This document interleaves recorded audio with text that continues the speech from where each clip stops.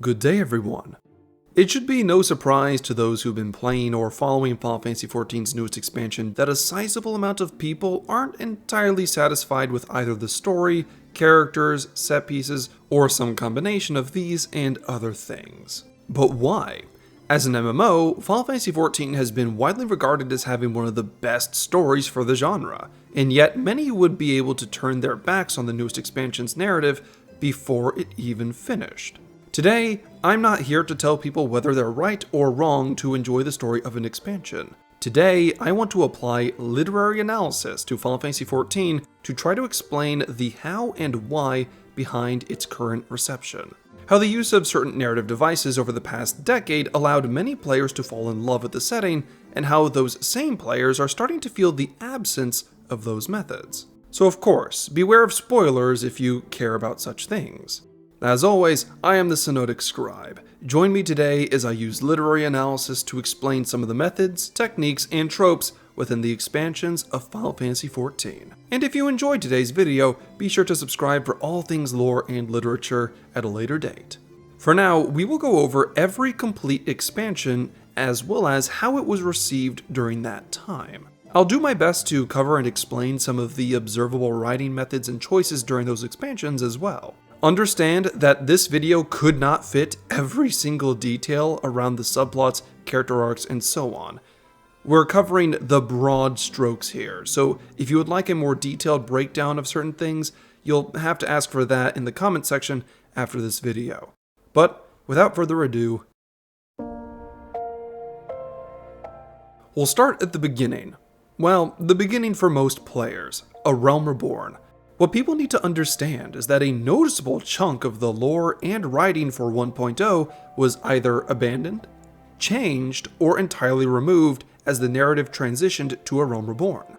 So, while 1.0 is indeed the true start of Final Fantasy XIV as an MMO, it is not the start of the writing techniques we'll be discussing today. So, how did players react to the story and events of A Realm Reborn? At the time, it was understandably mixed.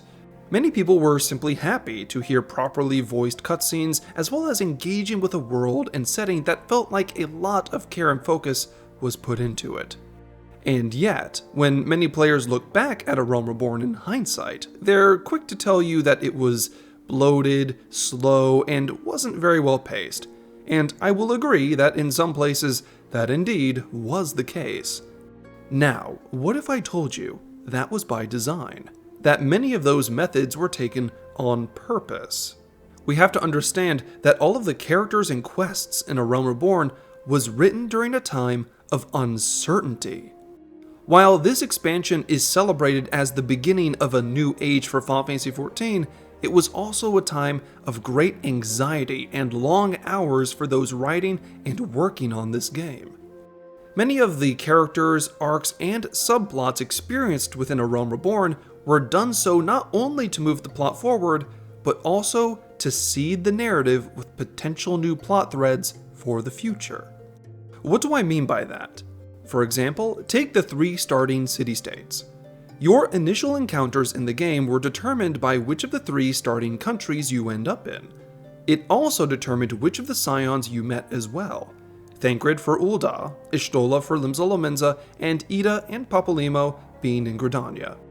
Each starting zone teaches you a bit about the region, its politics, and more, but the scions are the ones who start to open up the player to a potentially wider world and scheme as they investigate the turning of the age.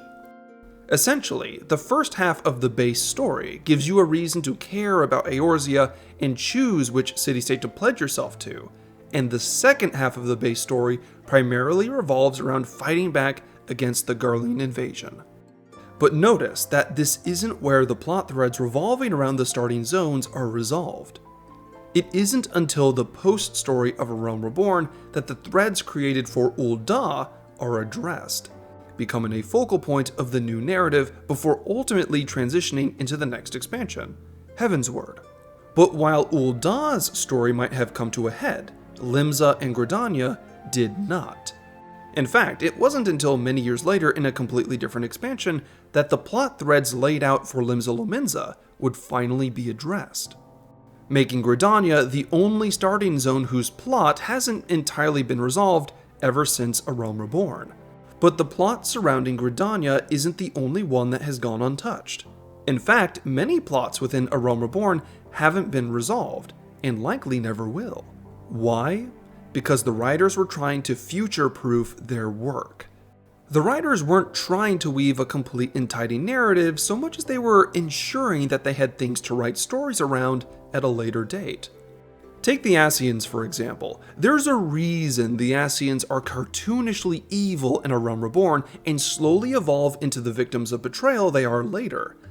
In A Realm Reborn, the writers hadn't decided what exactly to do with the Ascians just yet.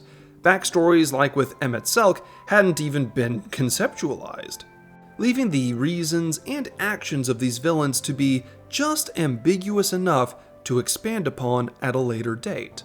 Indeed, it is a very common writing technique to introduce a concept or idea in one chapter and then fully explain it many chapters later, because quite often the writer in question has not even decided if they want that thing to be important, or if it does become important, why.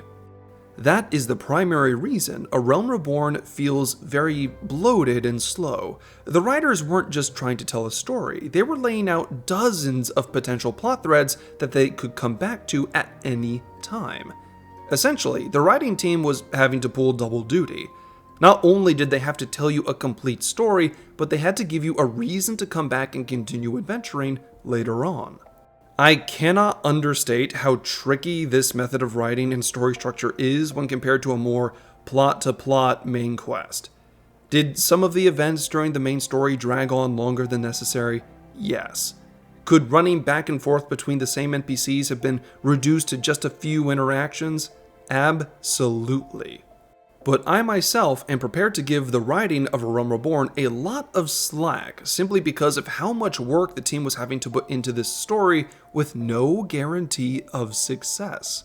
Remember, at the time, they didn't know Final Fantasy XIV was about to enter its Renaissance age, so the writers were working extra hard for no guaranteed payoff.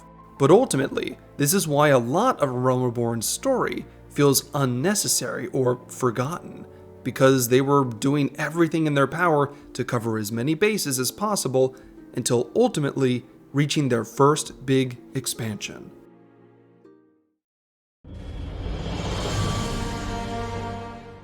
Heavensward, to this day, is considered one of the best stories Final Fantasy XIV has to offer, and that isn't a coincidence.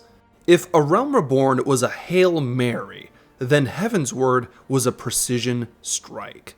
Remember how I said that A Realm Reborn was throwing out plot threads willy-nilly and failed to address most of them? Now, compare that writing method to Heavensward. Instead of bouncing between multiple countries and cultures, you're rooted to Ishgard.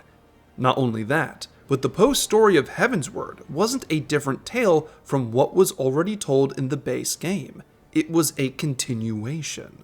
Allow me to explain. When you arrive within Ishgard at the start of the expansion, it's the story's job to not only inform you as to what living in Ishgard is like, but why the country is in its current state.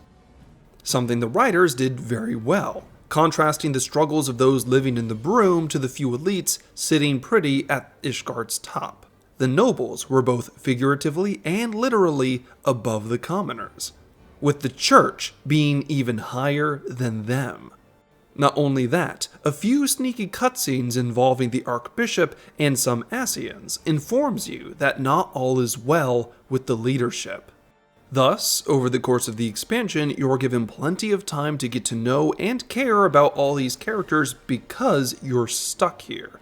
Instead of the writing bouncing between different cultures, you're getting some intimate time with Kurthus and Dravania, with the story rarely pulling your attention away from Eorzea's northwest.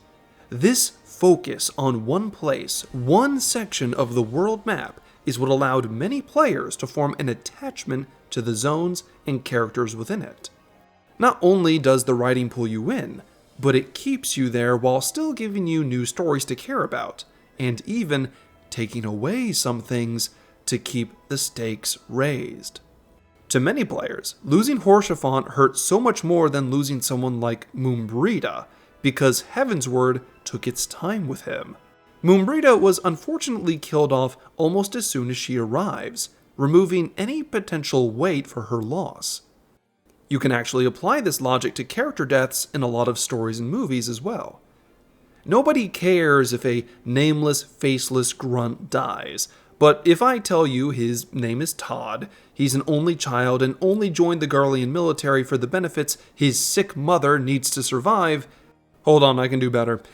He's on the ground, writhing in pain, begging you not to kill him for his family's sake. Suddenly, a lot of players wouldn't feel so good about offing Todd. But that's what this expansion did very well. Heavensward was one of the few times in Final Fantasy XIV's various expansions that it focuses on one location, one vision, one thing, and that was Ishgard and the Dragonsong War.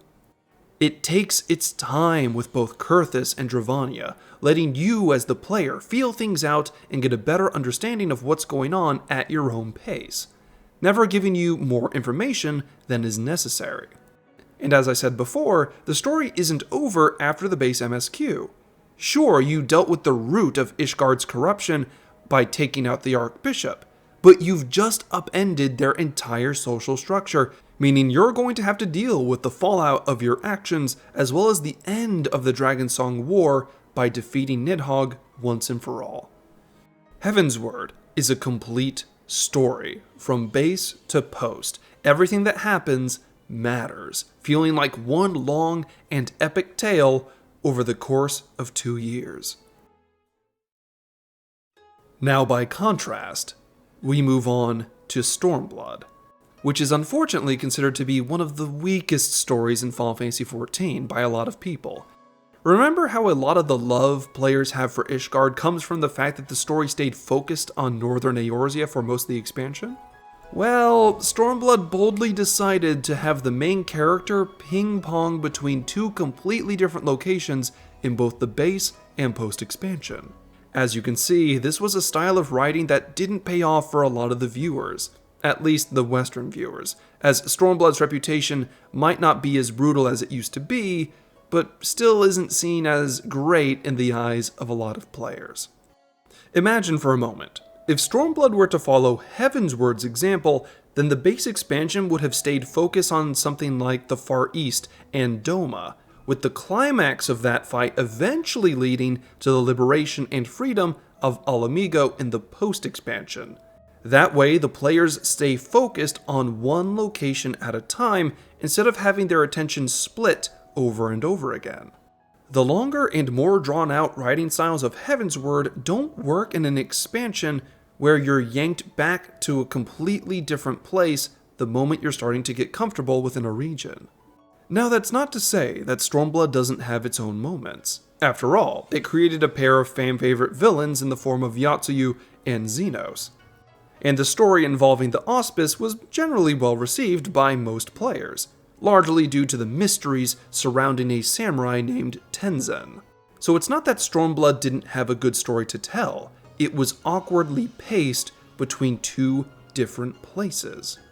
But what is pacing within a story? You can think of pacing in literature as the tempo of a tale, much like how the beat and build-up within a song is necessary to hook its listeners. It doesn't matter if it's classical music or modern EDM. If you spend too much time on a crescendo or wait too long to drop that bass, your audience isn't going to be as enthralled as they could have been. Music is all about good timing, and the same thing can be said for literature. Spending too much time on unnecessary plot hooks and too little time on what actually matters can make the pacing of a story feel unfulfilling. Good pacing is all about marching the story to the beat of a narrative drum in order to keep the audience entertained. For example, take the Meanwhile in Garlemald cutscenes sprinkled throughout the story. These events are never longer than they need to be, existing only to give the player some healthy exposition while also teeing up other plots and characters you will experience at a later date. These cutscenes keep the players informed without dragging on unnecessarily. But the biggest problem with Stormblood's pacing was that the exact moment many players began to get comfortable with a zone like the Far East, they were quickly pulled away to another location like Ala Mhigo. Instead of taking its time with certain characters and locales, the pacing was rushed to cover all the necessary details at a rapid rate. By contrast, it's no surprise that many players preferred Heavensward, because that story took its time and remained focused on familiar people and locations. You weren't just experiencing a zone in Ishgard, you were experiencing the whole of Ishgard.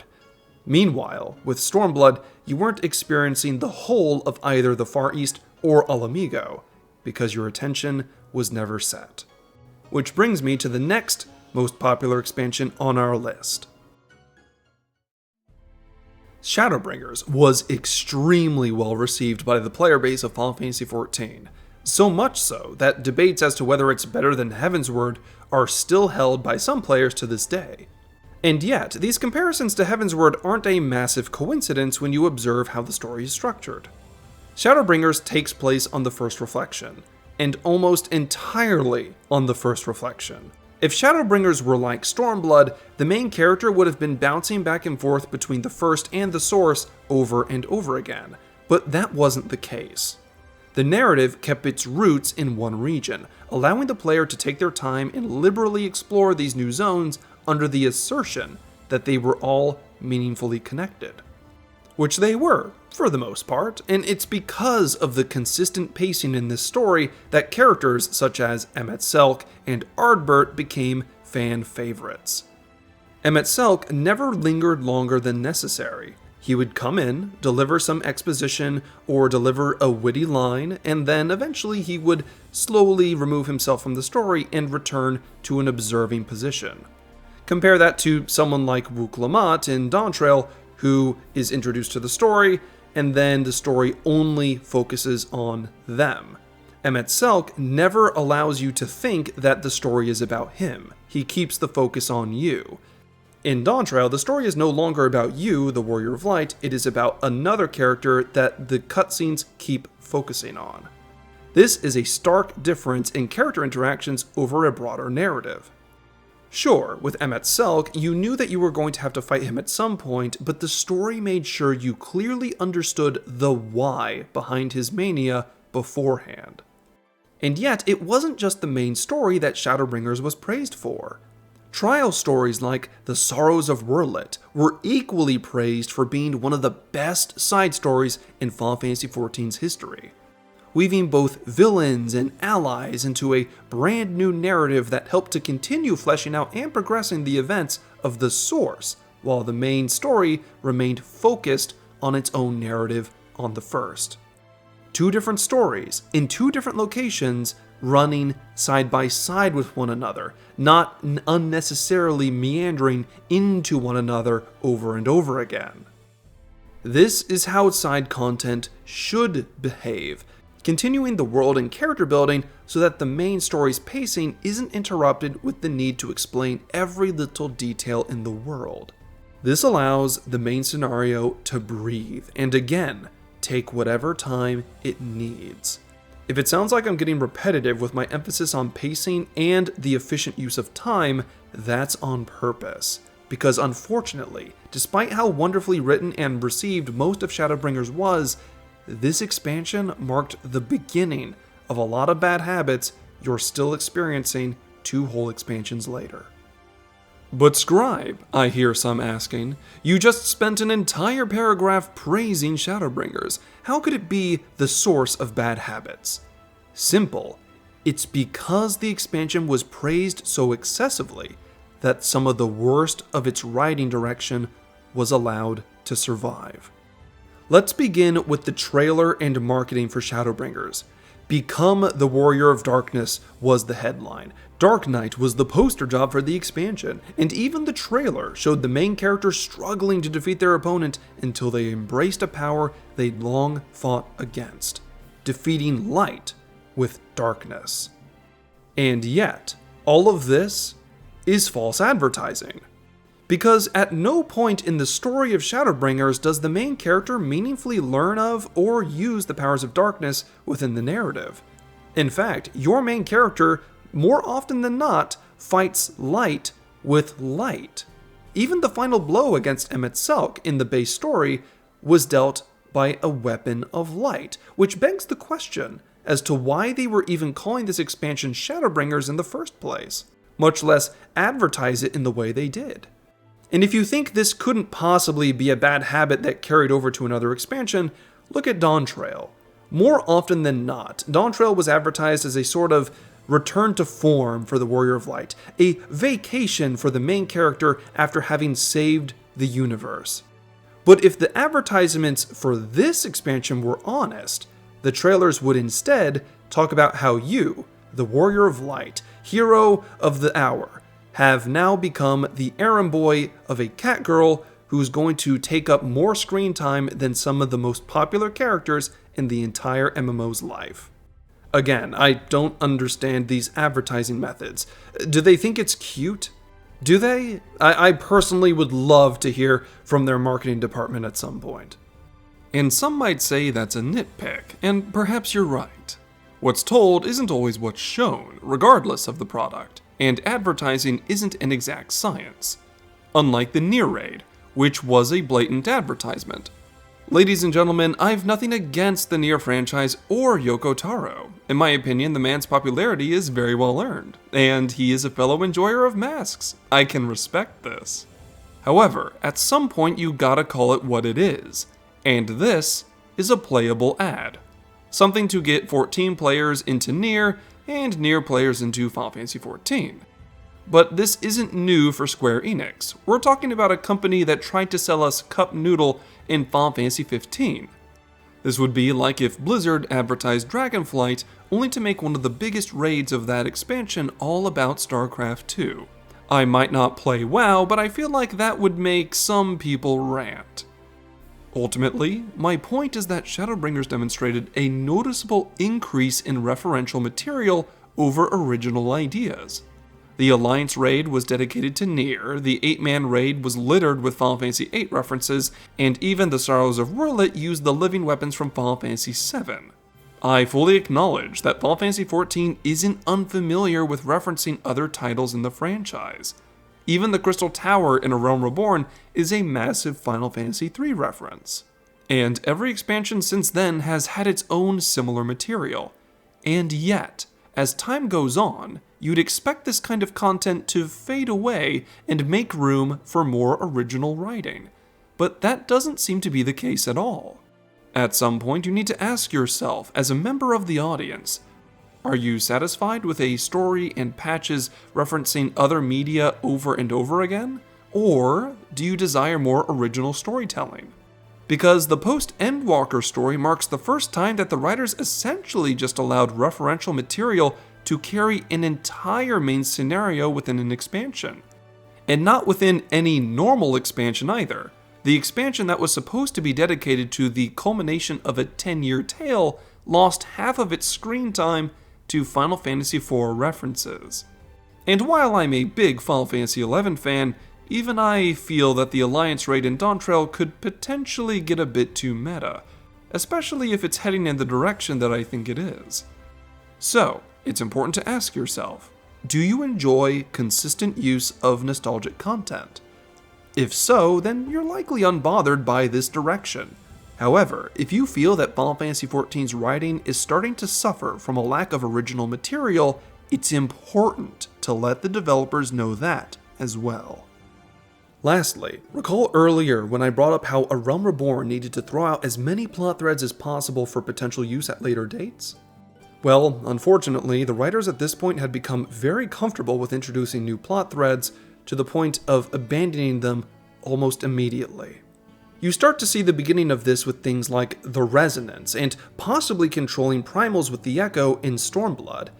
This sort of power, this sort of reveal should have fundamentally changed how the main character understands the Echo, realizing that they possibly have greater powers than they ever understood. And yet, this was never brought up ever again. At least, not meaningfully. Likewise, events involving the Bosnian Southern Front, while very well detailed at the start, were completely abandoned later on. Dynamis is one of the largest examples of this. Endwalker introduces a new energy into the setting that should technically change how we see and understand the setting, only to realize it has almost no original qualities, and the writers abandoning its supposed importance as soon as post-Endwalker's story began. But why is this so unwise? Because it defeats the purpose of those things being introduced in the first place. For example, if two characters are having tea, and a gun is suddenly placed on the table, you, the audience, will expect that gun to be fired or at least talked about at some point. Otherwise, why put a gun on the table? We're talking about subconscious expectation. So if the gun is never used or goes ignored, the viewer may find themselves disappointed without ever realizing it. We, the viewer, created an expectation based on available data, and beyond Shadowbringers, more and more of Final Fantasy XIV's data is going ignored. If these trends continue, materials like Electrope and Dawntrail, which should be dramatically world-changing technology, will likely become a narrative device that never steps beyond the expansion it was introduced in. Again, begging the question as to why they wasted time introducing it in the first place. But for the sake of time, I'll end my critique here and move on to the final expansion in the Zodiark and Hydaelyn arc, Endwalker.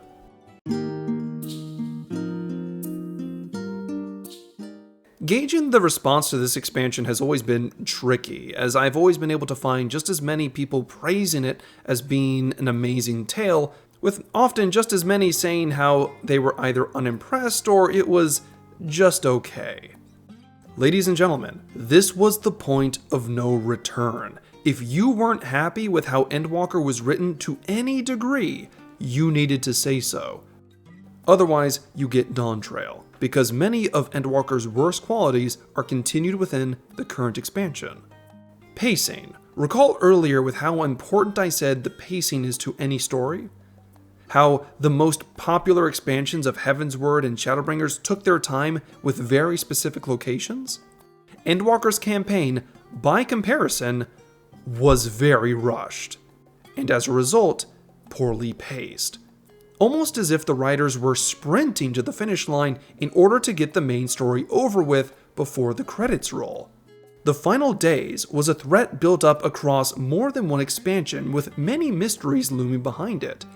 And yet, it arrived and was defeated so quickly that the rest of the game world barely noticed. In fact, if it wasn't for the role quest chasing down a few blasphemies, the rest of the world definitely wouldn't have known that there was a problem.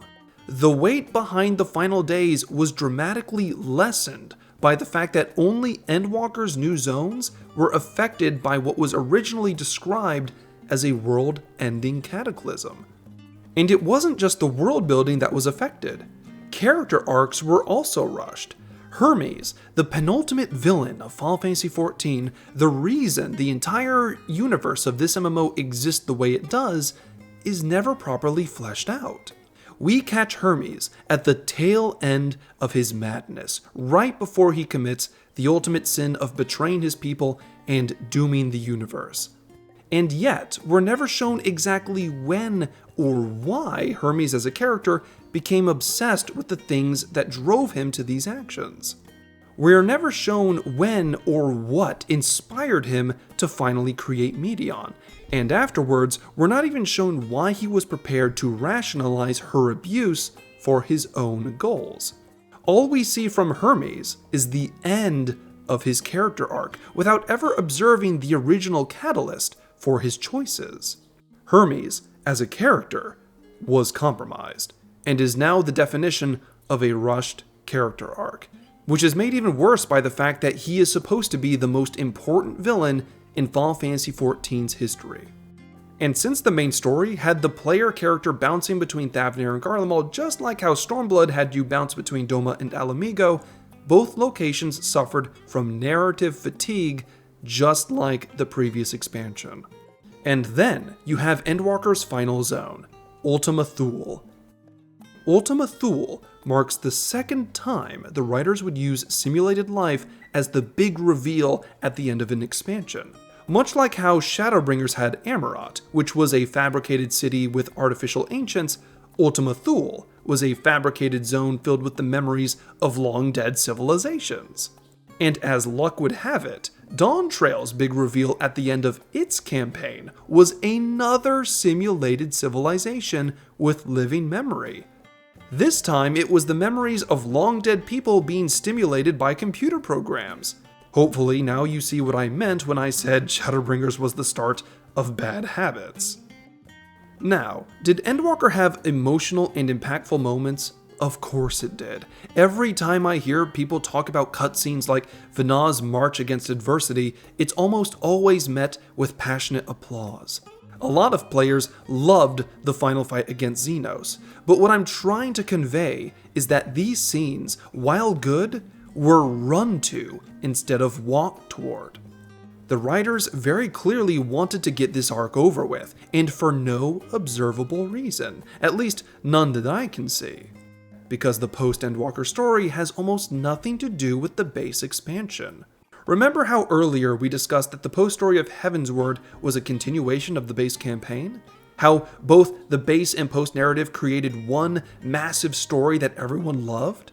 Well, the Void story and Endwalker's post-campaign is so detached from what you just experienced that it begs the question as to why it was written in the first place.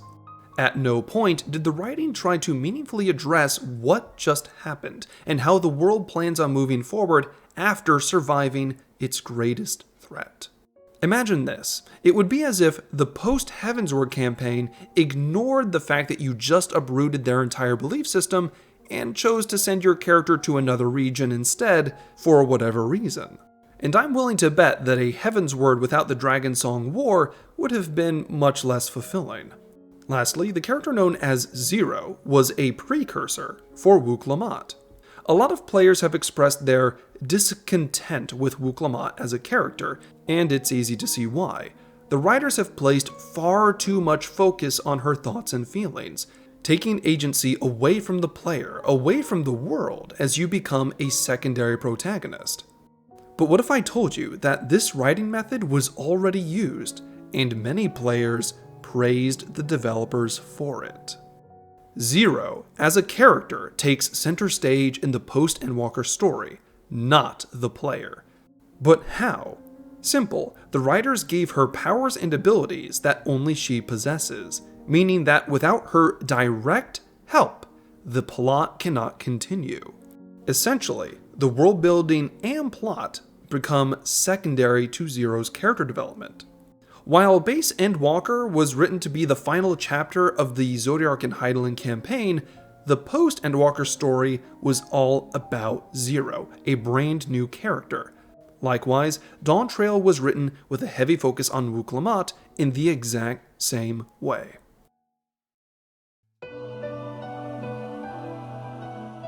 So where does that leave us? Dawntrail hasn't finished running through its post-campaign, so I wouldn't feel comfortable analyzing it just yet.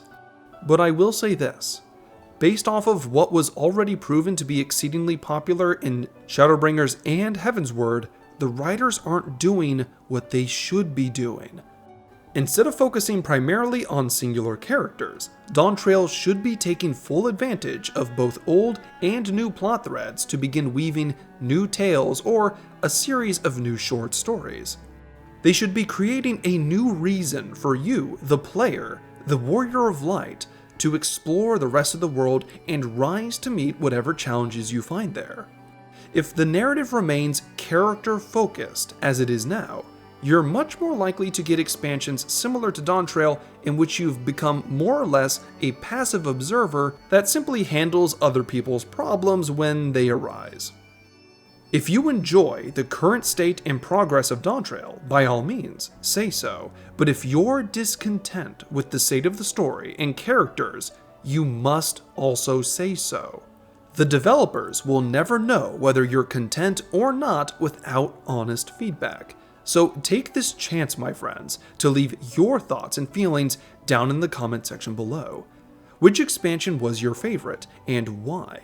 Likewise, what do you hope to see from the future story in Final Fantasy XIV? I look forward to seeing everyone's opinions. All I ask is that you remain professional and respectful. After all, it does us no good to complain without reason. As for me, this video turned out much longer than expected, and was a beast to put together.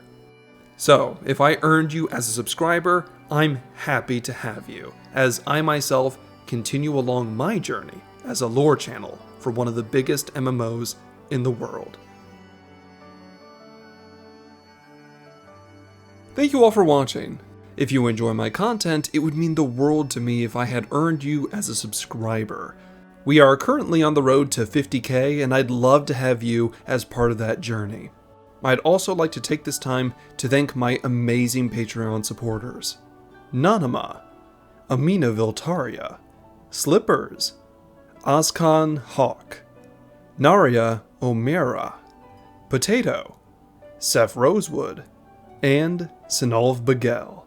Your support has always meant so much to me and helps to keep the content flowing with ease. If you're interested, there are additional links down in the description to my Discord, X, and other things as well. But until I see you again, I hope you're having an amazing day. Class dismissed.